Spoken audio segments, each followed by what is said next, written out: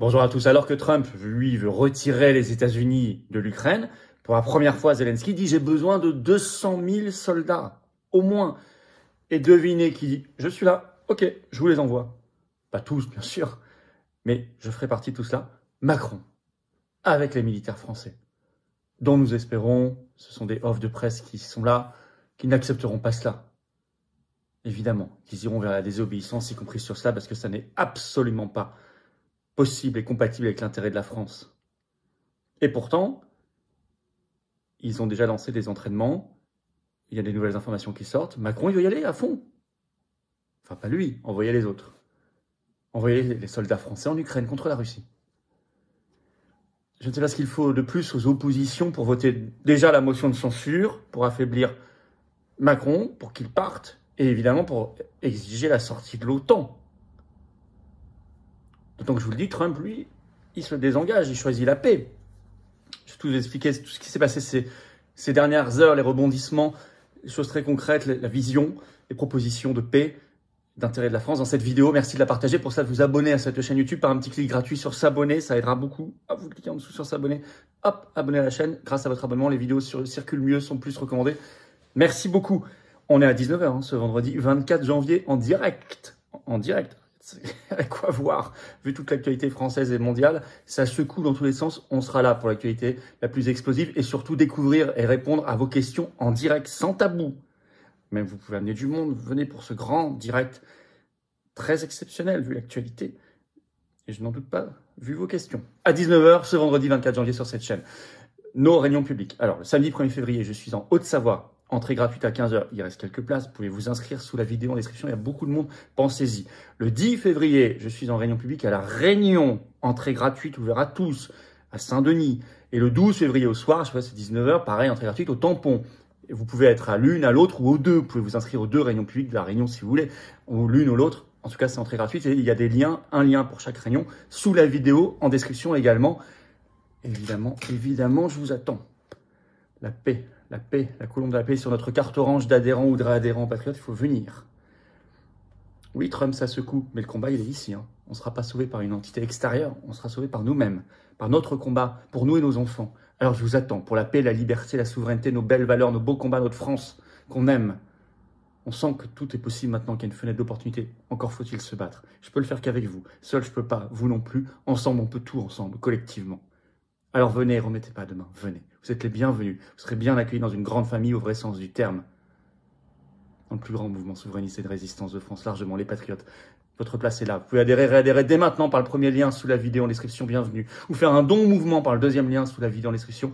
Le don permet de financer nos actions, qui sont nombreuses. On a déjà commencé l'année sur les chapeaux de roue, mais je ne peux pas les faire sans vous. Notamment les dons au mouvement, parce qu'on n'a pas un centime de financement public. Je rappelle que tout ça, adhésion, réadhésion, don, c'est défiscalisé aux 2/3 de vos impôts. Faites baisser vos impôts au passage, profitez-en, donnez pas ce cadeau à Macron et au fisc. Et votre compteur fiscal vient d'être remis à 0 le 1er janvier 2025, profitez-en encore plus. Les liens sont également sur les-patriotes.fr en permanence, notre site. Bienvenue, bravo aux donateurs, réadhérents et nouveaux adhérents. On y va. On y va. C'est un sacré coup de tonnerre quand même ce chiffre. C'est la première fois que Zelensky en parle. Il veut 200 000 hommes, 200 000 soldats. Alors, les demandes et annonces assez folles de ces dernières heures. D'abord, déclaration de Zelensky, dépêche AFP ce 22 janvier, le titre « Guerre en Ukraine ».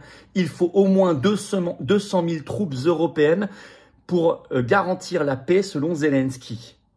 Le chapeau de cette dépêche AFP dit tout, je vous le cite. C'est la première fois qu'un haut responsable ukrainien, c'est Zelensky, évoque publiquement le chiffre d'un tel contingent alors que ce projet est discuté en coulisses depuis plusieurs mois entre Kiev et ses alliés occidentaux. Alors, Zelensky l'a redit à Davos. Je cite, 200 000, c'est un minimum, sinon ce n'est rien. Il est gourmand. Alors que, c'est de toute façon peine perdue, même la dépêche AFP l'écrit, les troupes ukrainiennes sont en difficulté, notamment autour de Pokrovsk, une ville clé pour la logistique militaire et notamment l'extraction du charbon, l'industrie du charbon. Alors, ce chiffre, 200 000, on pourrait se dire, mais pourquoi pas 100 000, 300 000 il n'est pas pris au hasard.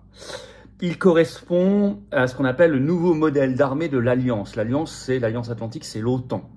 En anglais, le NATO New Force Model, qui a été présenté dans le contexte de la guerre en Ukraine dès le sommet de Madrid de juin 2022. L'explication, vous la trouvez sur le site de l'école militaire, le sous-site de l'IRSEM qui dépend de l'école militaire. Je vous cite un extrait. Les Alliés ont approuvé la mise en place du nouveau modèle d'armée de l'Alliance destiné à remplacer la NRF, donc l'ancien, conçu en 3 étapes.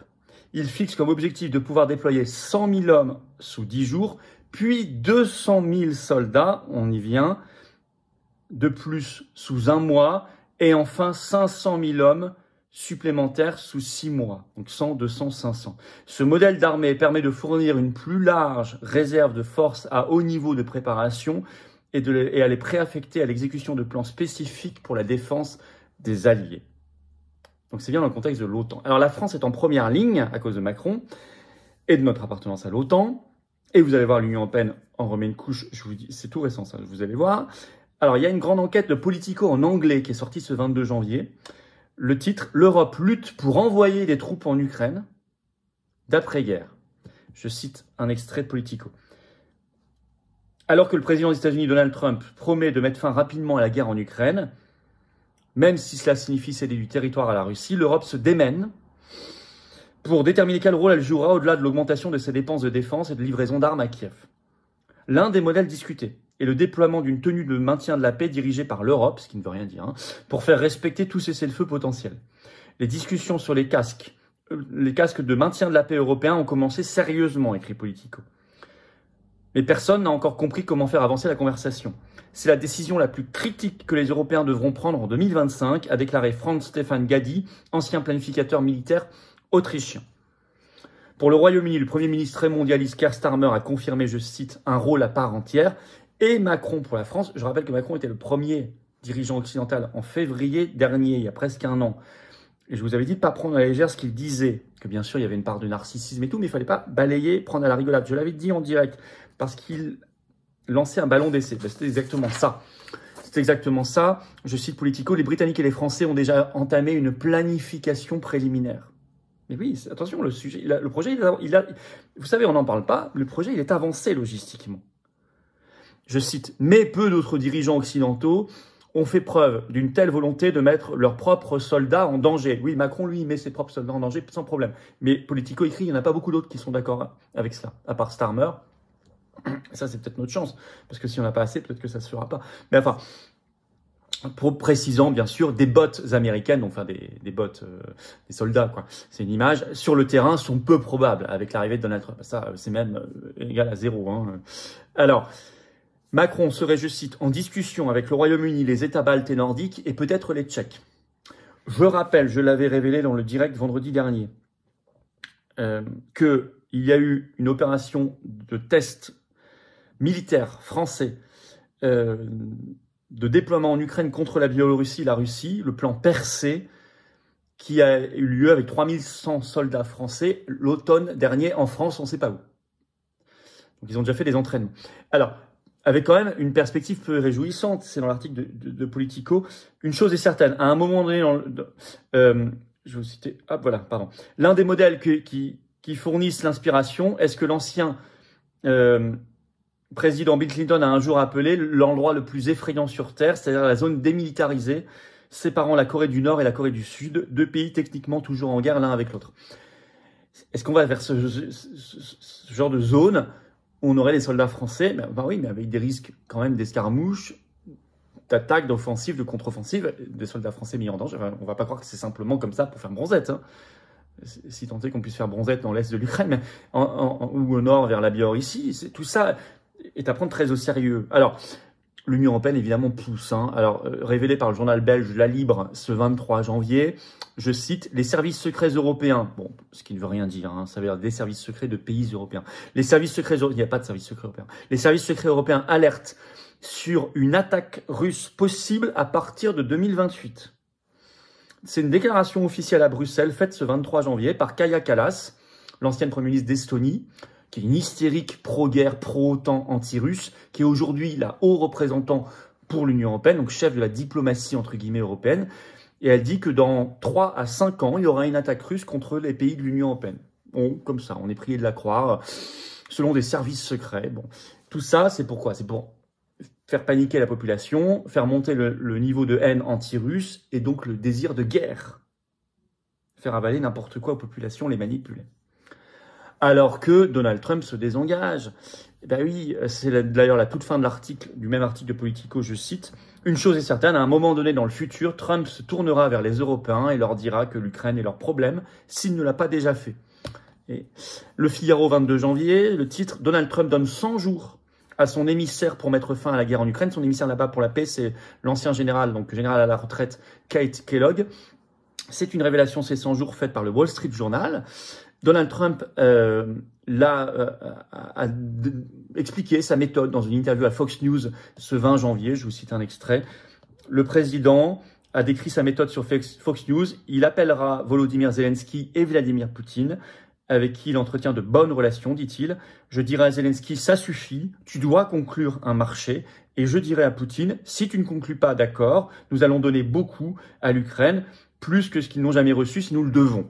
Donc, il veut jouer la pression des deux côtés. Alors, le 21 janvier, il a ajouté « Nous allons nous entretenir très bientôt avec le président Poutine ». Il a mis sur son réseau Social Truth qu'il avait toujours aimé la Russie, respecté la Russie et qu'il a toujours eu de très bonnes relations avec le président Poutine. Et Poutine a enregistré une vidéo, ce qui est très rare de sa part, de félicitations à Donald Trump quand il a été investi, en expliquant qu'il était, je cite, « ouvert au dialogue ». À la recherche d'une paix durable plutôt qu'une brève trêve.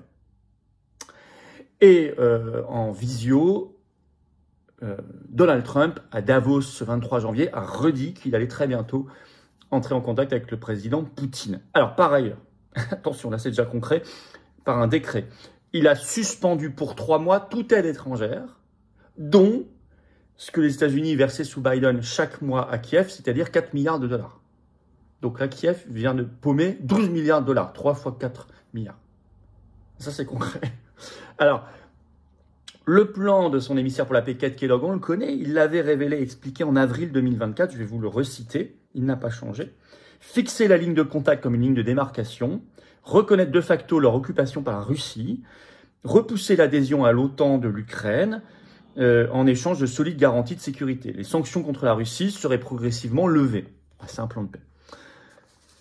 Alors, mais c'est vrai que précise Politico, reste à savoir si l'Ukraine accepterait un tel accord. Il va bien falloir. Hein. En tous les cas, pendant ce temps-là, ça c'est une démarche intelligente et conforme aux intérêts américains. Mais c'est normal, Trump il bosse pour les intérêts américains. Nous, ce que fait Macron, ça n'est pas du tout conforme aux intérêts français, ça n'est pas du tout une démarche intelligente, c'est une démarche complètement folle. C'est dangereux pour nos soldats, ça aurait un coût. Alors je ne sais pas combien on peut envoyer de soldats. Certains spécialistes disent... L'armée de terre, vous savez, en France, c'est 80 000 hommes. À tout casser, on peut déployer, mais vraiment une très grosse opération, on peut déployer 10 000 hommes. Mais c'est déjà très compliqué logistiquement et ça a un coût énorme, énorme. Au moment où on vous dit qu'il n'y a pas d'argent pour personne, pour les hôpitaux, les médicaments, pour les retraites, tout ce que vous voulez, là, ça aurait un coût mais gigantesque et ça serait même pas bon pour la défense, la sécurité de la France. Qu'on investisse dans la défense nationale, oui. L'industrie de défense, si c'est bon pour la sécurité de la France et pour son développement, son rayonnement, mais pas pour ça. Vous comprenez bien que, alors, il y a des militaires qui veulent désobéir, ils s'expriment en off. Écoutez, chacun fait selon sa conscience. Est-ce qu'on peut juger que là, c'est conforme à l'intérêt de la France, l'intérêt supérieur de la France? Est-ce que Macron respecte son devoir constitutionnel là? Non, pour moi, non. C'est un motif supplémentaire de destitution, de départ. Et pour faire pression sur Macron, il faut commencer par voter la motion de censure. C'est incroyable que le PS et le RN aient refusé le 16 janvier de voter la motion de censure. C'est incroyable, c'est inadmissible. Et il faut sortir de l'OTAN. Et vous avez vu l'Union européenne, l'OTAN, le rôle délétère qu'il joue pour pousser à la guerre. Si on cherche la paix et l'intérêt français, on sort de l'OTAN, on sort de l'Union européenne. Vous savez, nous on se bat pas pour rien, hein, aux patriotes, on se bat pour la paix. Donc pour nos enfants et nos petits-enfants. On en reparlera et de tout le reste, toute l'actualité, toutes vos questions que je découvrirai sans interdit, sans tabou. À 19h, hein, ce vendredi 24 janvier pour notre grand direct. Soyez là, ça va être un sacré direct. Nos réunions publiques, 1er février, Haute-Savoie, 10 et 12 février, 2 réunions publiques. À chaque fois, c'est entrée gratuite, ouvert à tous. Là, cette fois, la réunion. Il y a 3 liens d'inscription. Vous choisissez sous la vidéo en description maintenant pour s'inscrire aux réunions publiques. Vous le savez, je vous attends, patriotes. J'ai besoin de vous. Voilà. Il faut venir pour la paix, il faut venir pour nos enfants, il faut venir pour la France libre, il faut venir pour notre indépendance, il faut venir pour nos libertés, il faut venir pour la paix. Il faut venir pour chasser ces dingos, pour chasser l'oligarchie, pour nous libérer. La preuve, on peut, un peuple, un réveil national est possible. Un peuple peut briser ses chaînes, il faut le faire ensemble. Dans le plus grand mouvement souverainiste et de résistance de France qui s'appelle les Patriotes. J'ai l'honneur de le présider. Il faut que vous soyez là. Vous avez plein de choses à apporter. Comme adhérent, réadhérent, vous pouvez, si vous le souhaitez, et vous choisissez votre degré d'engagement. Vous pouvez être mis en relation avec des gens qui pensent comme vous, près de chez vous, que ce soit en métropole, outre-mer, à l'étranger. On est là, on est structuré. Il faut juste venir. Ou faire un don au mouvement pour ceux qui peuvent profiter en plus de la défiscalisation 2 tiers qui vaut aussi pour l'adhésion à la réadhésion. Parce que sans vous, on ne peut rien faire. Or, nous, on est le mouvement de l'action concrète. Parce qu'on n'a pas de financement public, pas un centime, il aide des banques. Alors, adhérer au mouvement, c'est le premier lien sous la vidéo en description, bienvenue. Ce lien, je l'ai mis également en commentaire épinglé, une petite fiche sur l'écran maintenant, et dans quelques secondes, un lien sur l'écran. Faire un don au mouvement, c'est le deuxième lien sous la vidéo en description. Chaque centime, chaque euro de don, c'est plus de tracts, d'affiches, possibilité de faire des manifs, des opérations coup de poing, des actions judiciaires, se présenter aux élections, tout. Des opérations, des lettres, etc. Réveiller les gens. Par ailleurs, les liens sont sur les-patriotes.fr, c'est 2 tiers de défiscalisation. 2 tiers de défiscalisation, ça fait baisser vos impôts, profitez-en. Faites pas ce cadeau à Macron et à son gouvernement. Bravo aux donateurs, aux réadhérents, bienvenue aux nouveaux adhérents patriotes. Vive la France.